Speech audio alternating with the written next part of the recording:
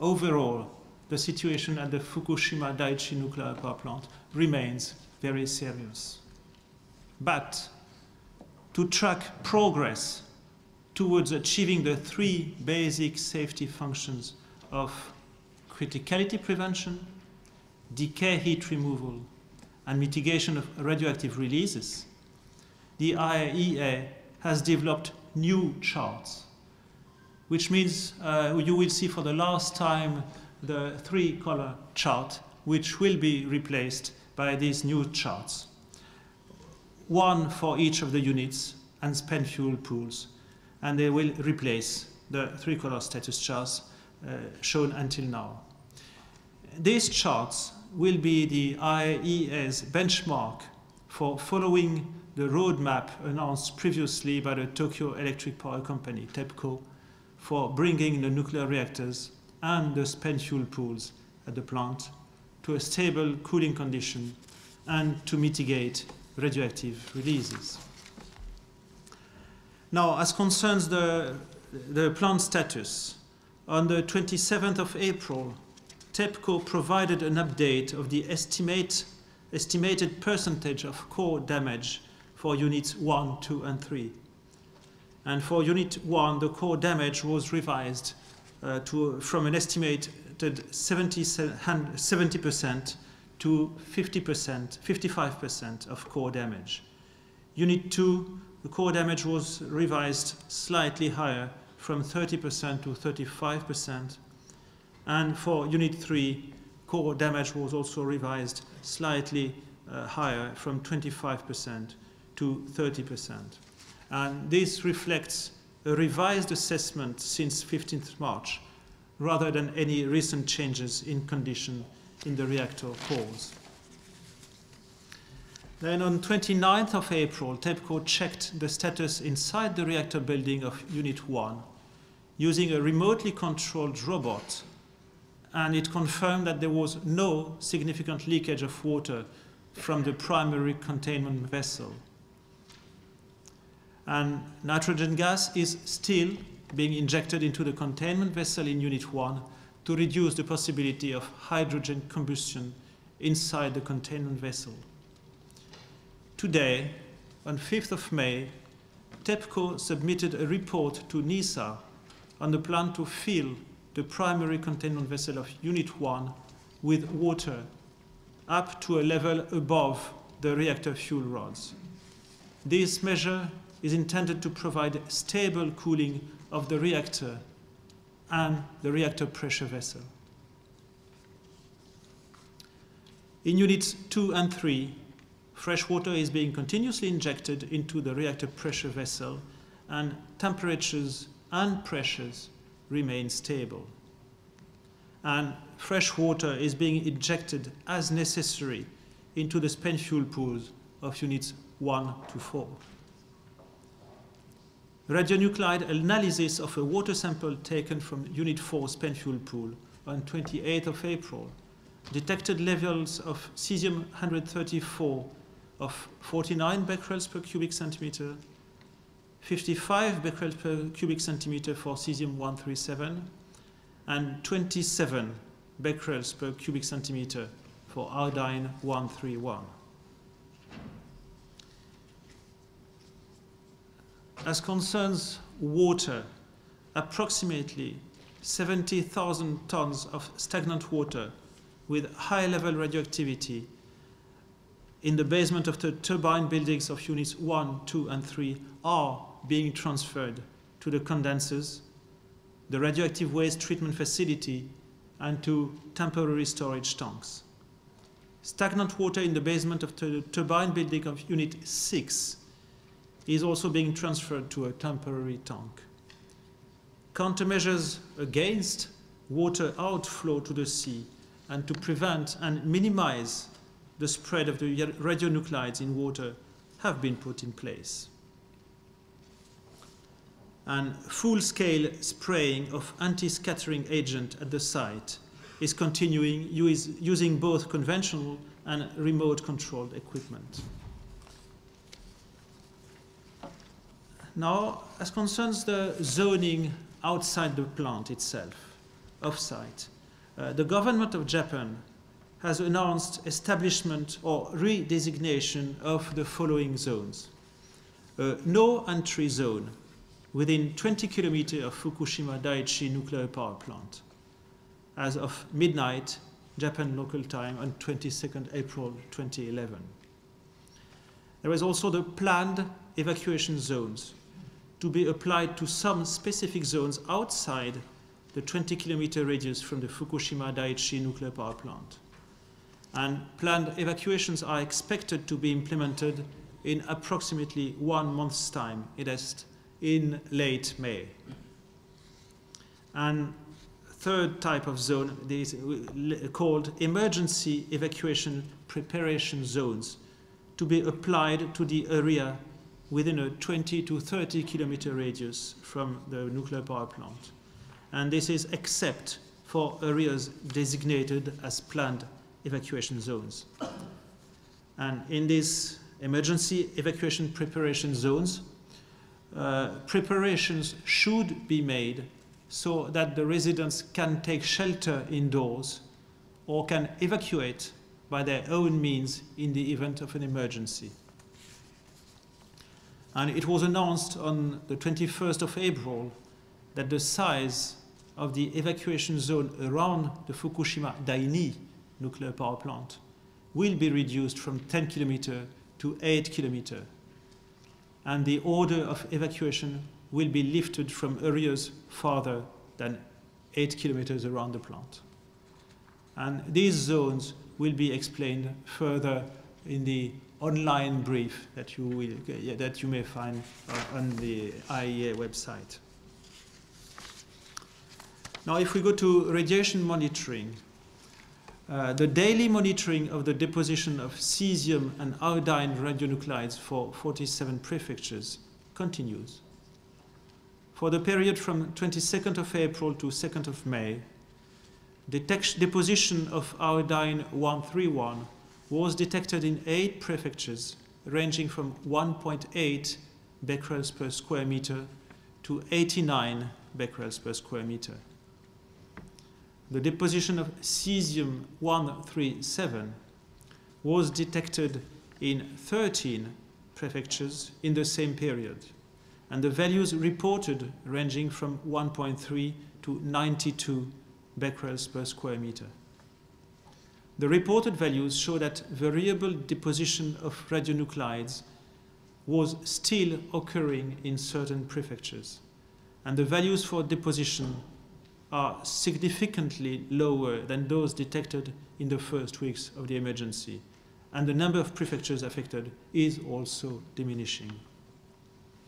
If we look at gamma dose rates in these 47 prefectures, they are measured daily in all these prefectures. The only notable values are those from Fukushima Prefecture, where gamma dose rates were 1.8 microsievert per hour or just lower.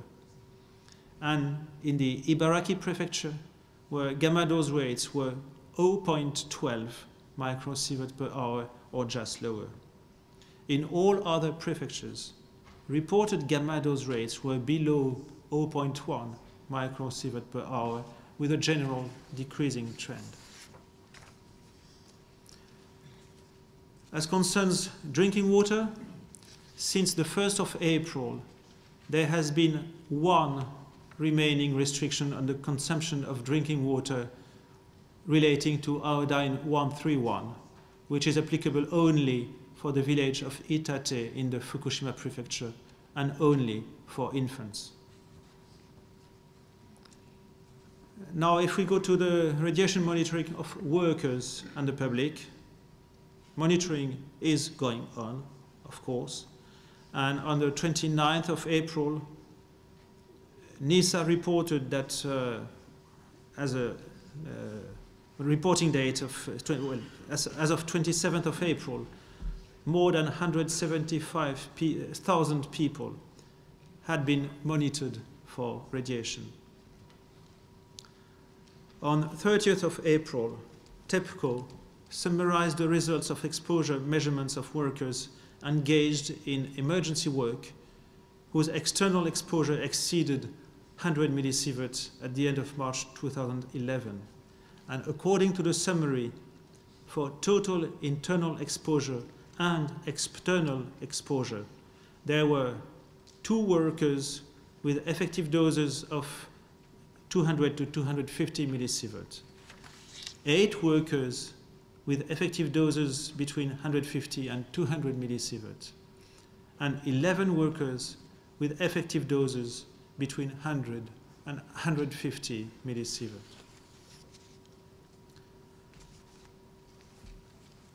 And to prepare the future, on 22nd of April, MEXT issued a press release on an enforced plan on environmental monitoring that has the objectives of obtaining an overview and providing data necessary to support the decision to establish the planned evacuation zones. And to meet these objectives, the plan includes collection of data on the distribution of radioactive material inside an appropriate area, including the area in the vicinity of the Fukushima Daiichi plant. It includes preparation for future evaluations of changes in dose rates and accumulated amounts of radioactive substances in all delineated zones around the Fukushima Daiichi plant. And it includes also provision of information on environmental dose rates for the purpose of evaluation of personal radiation doses to local residents. This enforced plan on environmental monitoring will be conducted in close cooperation between MEXT, the Japan Atomic Energy Agency, universities, the Ministry of Defense, the police, the prefectural police, Fukushima Prefecture, electrical utilities and others, including the United States Department of Energy. And further details are given in the online brief.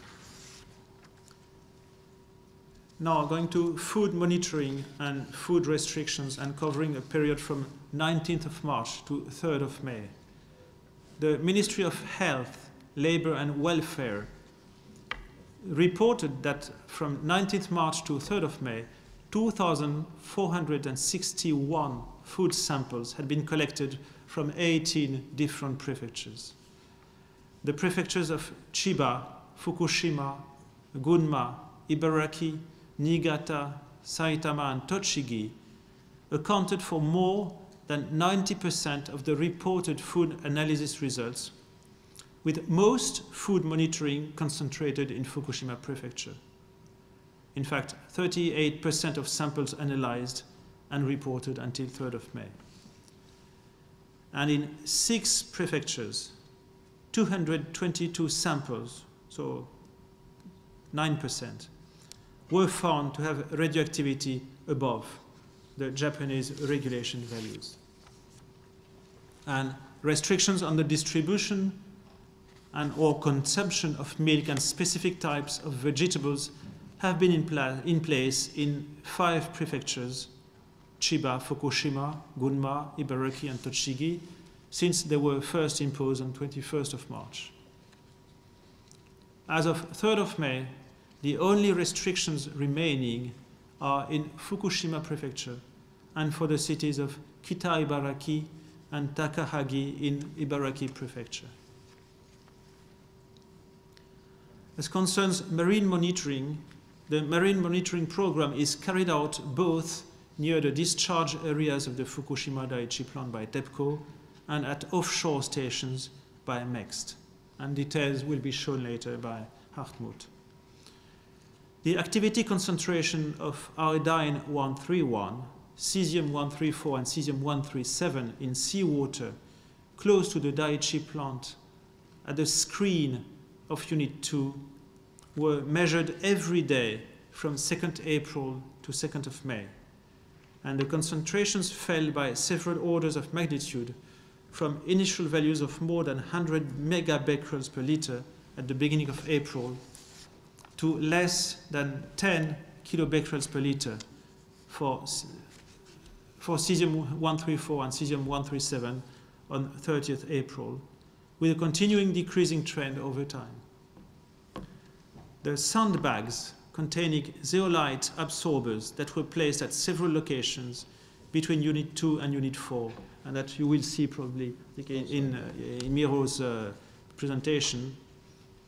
So to reduce the concentration of cesium-134 and 137 do seem to have been the cause of the observed reduction in the levels of cesium radionuclides. Well, indeed, this is the property of zeolite to absorb cesium. However, levels of iodine-131 remained at around 100 kilobecquerels per liter from 26th of April to 30th of April. And on the 2nd of May, they had increased to around 200 becquerel per liter at this sampling position. The concentrations of the relevant radionuclides at the other TEPCO sampling positions show a general decreasing trend up to 4th May, with some fluctuations. And again, details will be shown later in the presentation. Now, if we turn to ports, on 22nd of April, the Japanese Ministry of Land, Infrastructure, Transport and Tourism issued guidelines for radiation measurements in ports in Japan in order to provide foreign port authorities with accurate data. The guidelines cover gamma dose rate measurements for export shipping containers and shipping, as well as radiation monitoring of the atmosphere and of seawater in ports. And measurements relating to export shipping containers for export and to shipping can be conducted by the port authorities, by ship operators, or by other parties. Now, if we turn to the IAEA activities, and not exactly activity IAEA, but over the past 8 weeks, 35 states have provided the IAEA with monitoring data and or links to their websites. And they are listed in the online brief. And in addition to that, I'm proud, particularly in the name of Hartmut, to say that the IAEA Environmental Laboratories in Monaco also monitors air activity continuously for the Monaco Principality, and levels are in the same low range as elsewhere in Europe.